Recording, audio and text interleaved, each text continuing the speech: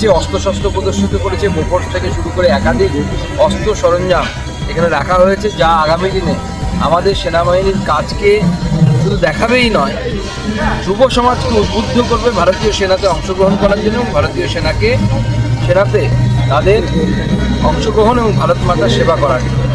বাংলাদেশের উগ্র মৌলবাদী শক্তির তরফে ভারতের 7 সিটার দখলের হুঙ্কার যখন সংবাদ শিরোনামে, ঠিক তখনই ভারত বাংলাদেশের সীমান্ত লাগোয়া বালুরঘাট শহরে চোখে পড়ল ভারতীয় সেনার পরাক্রম। 21 ও 22 ডিসেম্বর দুদিন ধরে বালুরঘাটে অনুষ্ঠিত হচ্ছে ভারতীয় সেনার মহড়া ও প্রদর্শনী কর্মসূচি সশক্ত সেনা বিকশিত ভারত। কার্যত এক সেনা মেলায় পরিণত হয় এই কর্মসূচি। অনুষ্ঠানে উপস্থিত ছিলেন কেন্দ্রীয় মন্ত্রী সুকান্ত মজুমদার, বিধায়ক বুধরাই টুডু, বিধায়ক সত্যেন রায় সহ প্রশাসন ও সেনা আধিকারিকরা। সেনা মহড়ায় অত্যাধুনিক প্রযুক্তি ও অস্ত্রশস্ত্রের প্রদর্শন ছিল বিশেষ আকর্ষণ। 155 মিমি নোগ্রাস কামান, L-70 এয়ার ডিফেন্স রাডার, 130 মিমি মিও আর্ম গানার সহ নানা আধুনিক যুদ্ধাস্ত্রের পাশাপাশি সাধারণ মানুষের সামনে তুলে ধরা হয় ড্রোন ও রোবট কুকুরের মতো অত্যাধুনিক প্রযুক্তিকেও। শুধু অস্ত্র প্রদর্শনে সীমাবদ্ধ থাকেনি অনুষ্ঠান। Kumaon regiment, Gorkha regiment, Maratha regiment সহ দেশের বিভিন্ন প্রান্ত থেকে আসা সেনা সদস্যের পরিবেশনায় মন জয় করে নেয় সাংস্কৃতিক অনুষ্ঠান। ভাংরা নৃত্য থেকে শুরু করে শারীরিক কসরত, এমনকি আর্মি ডগদের নানা কৌশল প্রদর্শন, সব মিলিয়ে প্রায় 3 ঘন্টার অনুষ্ঠানে উপচে পড়ে ভিড়। সেই প্রসঙ্গে কেন্দ্রীয় মন্ত্রী সুকান্ত মজুমদার বলেন, সশক্ত সেনা বিকশিত ভারত এই মন্ত্রকে সামনে রেখেই এই সেনা মেলার আয়োজন। এখানে শুধু সেনাবাহিনীর যুদ্ধ কৌশল নয়, যুব সমাজের কাছে সেনাবাহিনীতে যোগদানের বার্তাও পৌঁছে দেওয়া হচ্ছে। বাংলাদেশের উগ্র মৌলবাদীদের হুঙ্কার প্রসঙ্গে তার কটাক্ষ, ফাঁকা কলসি বাজে বেশি। সব মিলিয়ে সীমান্ত শহর বালুরঘাটে ভারতীয় সেনাবাহিনীর এই শক্তি প্রদর্শন দক্ষিণ দিনাজপুরবাসীর মধ্যে নতুন উদ্দীপনা জাগালো। দেশের সুরক্ষায় সেনার পরাক্রম প্রত্যক্ষ করে গর্বিত বালুরঘাট। আজকে স্টেডিয়ামে যে প্রোগ্রামটা নিয়ে একটু বলবেন। দেখুন, আজকে নো ইওর আর্মি, অর্থাৎ নিজের আর্মিকে জানো, সশক্ত আর্মি, সমৃদ্ধ ভারত, এই দুটো মোটো নিয়ে আজকে এই আর্মি মেলা বা এই প্রদর্শনী শুরু হয়েছে, যেখানে ভারতীয় সেনাবাহিনী তাদের পরাক্রম, যুদ্ধ কৌশল এখানে তারা প্রদর্শিত করেছে, অস্ত্রশস্ত্র প্রদর্শিত করেছে, বোফোর্স থেকে শুরু করে একাধিক অস্ত্র সরঞ্জাম এখানে রাখা হয়েছে, যা আগামী দিনে আমাদের সেনাবাহিনীর কাজকে শুধু দেখাবেই নয়, যুব সমাজকে উদ্বুদ্ধ করবে ভারতীয় সেনাতে অংশগ্রহণ করার জন্য এবং ভারতীয় সেনাতে তাদের অংশগ্রহণ এবং ভারত মাতার সেবা করার জন্য। এবং আপনারা দেখেছেন যে বিভিন্ন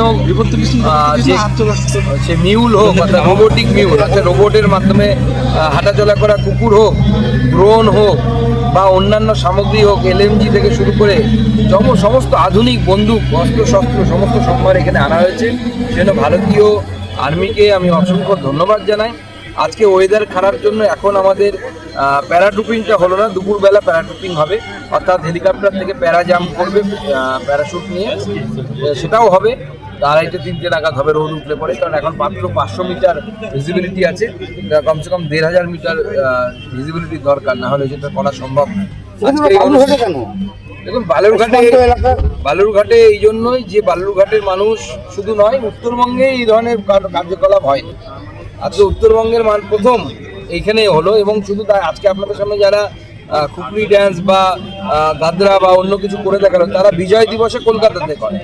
অর্থাৎ শুধু কলকাতা কেন্দ্রিকতায় নয়, কলকাতা, বালুরঘাট সমস্ত কিছু একত্রিতভাবে একসাথে যেটা কলকাতাতে হয় সেটা এখানেও হবে, এটা আমাদের আশা। এবং আমরা সবাই এখানে উপস্থিত ছিলেন, আমাদের 2 বিধায়ক এখানে উপস্থিত ছিলেন, গঙ্গারামপুরের বিধায়ক সত্যেন্দ্রনাথ রায়, তপনের বিধায়ক বুধরাই টুডু, আমাদের জেলা সভাপতি স্বরূপ চৌধুরী সহ বিভিন্ন নেতৃত্ব এখানে উপস্থিত, এবং হাজার হাজারে মানুষ আপনারা দেখেছেন, সবাইকে জায়গা দিতে পারেনি।